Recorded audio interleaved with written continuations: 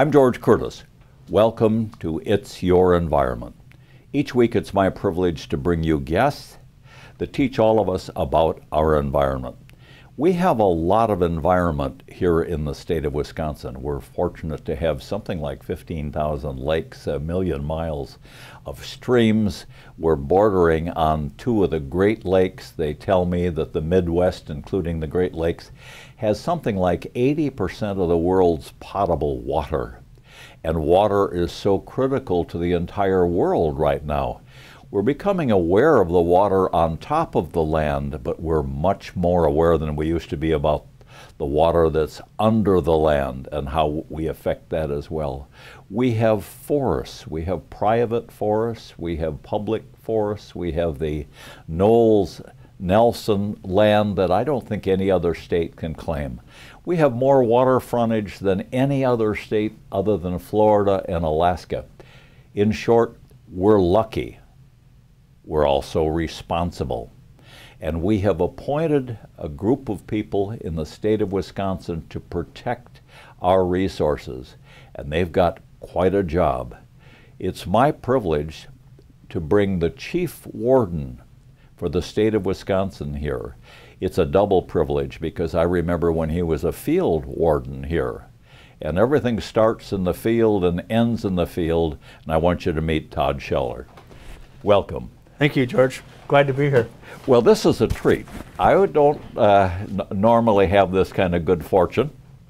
How long were you in the Winnebago County area in the field? I was in the Winnebago County field area from about 1992 to about 2008. So the big chunk of my career was spent in and around the Winnebago, Fond du Lac area.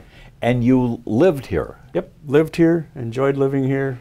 And you're an outdoors guy with a chocolate lab. I am. Yeah, I'm a big outdoors guy with a chocolate lab. I love the waterfowl world, the hunting of ducks and geese, and this area particularly is rich in that area of game. So. Well, it certainly is. I moved down here from northern Wisconsin, and frankly, I'd given away my fishing tackle and my guns. I thought I was moving to the city and we wouldn't need them.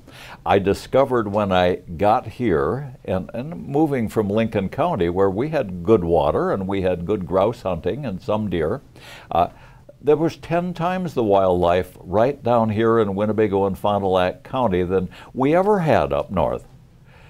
Tell the people a little bit about the opportunities they have here, and they don't have to drive 2,000 miles to catch a fish. Yeah, there's some great opportunities here. I mean, basically, Oshkosh sits on Lake Winnebago, which is probably one of the most premier fishery resources and certainly in the Midwest, as far as the type, volume, and the fishing opportunities it presents. I mean, it has sturgeon, which is so unique to this area. A great resource for people to enjoy in the wintertime from a spearing perspective and a spearing opportunity. They can enjoy it in the spring to observe that spring sturgeon run up on the Wolf River and the Fox River. So that's a great resource. The walleye fishery that's on Lake Winnebago, perch, panfish, it's just really anything you like to fish is really offered there on that Lake Winnebago system, which includes the Wolf and the Fox River both. So. And on the hunting side of it, and I'll talk on a topic that's true to me, is the waterfowl opportunities that are here. Rush Lake and all the work that's put into Rush Lake over the course of time, that's really a gem, and it's a place of history when it comes to waterfowl hunting. And Lake Winnebago very similar as far as that diver opportunity, that diver hunting experience. And then the majestic white-tailed deer. Winnebago, Fond du Lac maybe not known, traditionally as a white-tailed deer area, but boy, the populations are good, and we grow some great bucks in this area. So a lot of outdoor opportunity for those who enjoy that venture. I couldn't agree with you more. The first time I went hunting on Rush Lake, it was opening day. You could tell when it was noon because it sounded like warfare. There were ducks flying everywhere, and pretty soon with the group I was with, they blew the horn saying, "You better stop shooting, we might be at our limit." I hadn't fired a shot. I was just amazed at the number of birds flying, and I'd spent the better part of 3 summers in Alaska. And this was the greatest group of concentration of birds I had ever seen, and it's no mystery why the first property I bought when I got down here was on Rush Lake. Yep. Yeah, that Rush Lake is great, and there, there's a lot of public land opportunities here between what the state owns. There's a lot of state-owned properties around here. The U.S. Fish and Wildlife Service and some of their waterfowl production areas that, are in and near these high population areas, provide opportunities for those who maybe aren't fortunate and maybe don't own property, but it allows them the place to go to experience the outdoors and Wisconsin's great hunting tradition. A couple of things I think that we should have you explain is that the public owns the water, and just the fact that private parties may own the land up to the water doesn't stop the public from enjoying its water. The public owns the wildlife, and just the fact that I may have cheated my kids out of going to a first-rate college by buying marsh doesn't mean I own the deer or the ducks. Yeah, that's a great point, and I think that's something that Wisconsin has always enjoyed. From the water perspective, we have the public trust doctrine that says, the waterways of the state of Wisconsin are for the people of the state of Wisconsin to enjoy in a variety of recreational activities, whether it's hunting, trapping, fishing, boating.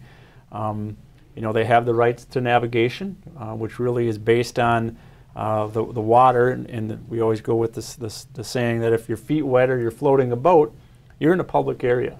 You're in an area where you're allowed to be, and you're in an area where you can fish or hike or canoe for recreational purposes. So that's unique. I don't know that every state offers that and has that same philosophy of the public rights to use our great waterways. And then from the resource protection perspective, the North American model is that wildlife is held in the public trust, and it's the Department of Natural Resources' responsibility to manage that for public use. And as you say, the property owners and private property owners have a lot to do with providing habitat and providing food for those deer, we'll say, for an example. But that doesn't give them the ownership of it. And the way our hunting laws are designed in the state is that your ownership starts at the point where you legally harvest and legally possess that. But outside of that, it's there for everybody to enjoy. Millions of our folks in the state of Wisconsin enjoy hunting, and that opportunity it presents. But several other million maybe don't hunt or enjoy that hunt. But they get the pleasure of observing, viewing, seeing, and that's just neat in itself. We're lucky. We are very, very fortunate to be here, and we're lucky that we have people like you who've dedicated their lives to protecting these resources.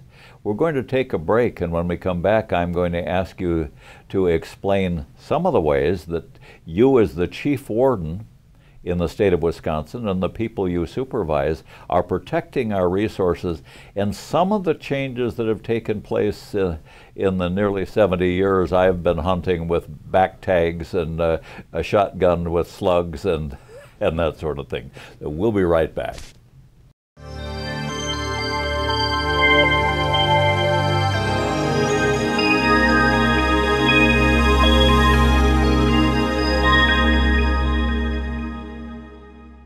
Why do you live in Wisconsin? Why do I live in Wisconsin? Well, two of the reasons are our great natural resources and our schools. There are people today who want us to cut the quality and the money to support our resources and our schools. Don't let them do it. It is so important to keep up the standard of living here in Wisconsin, and the central part of it, the guts of it, are the resources that we offer for our children and future generations. Don't let them be despoiled. Don't let them reduce the quality. Let's keep Wisconsin great. I'm George Curtis, and that's my opinion.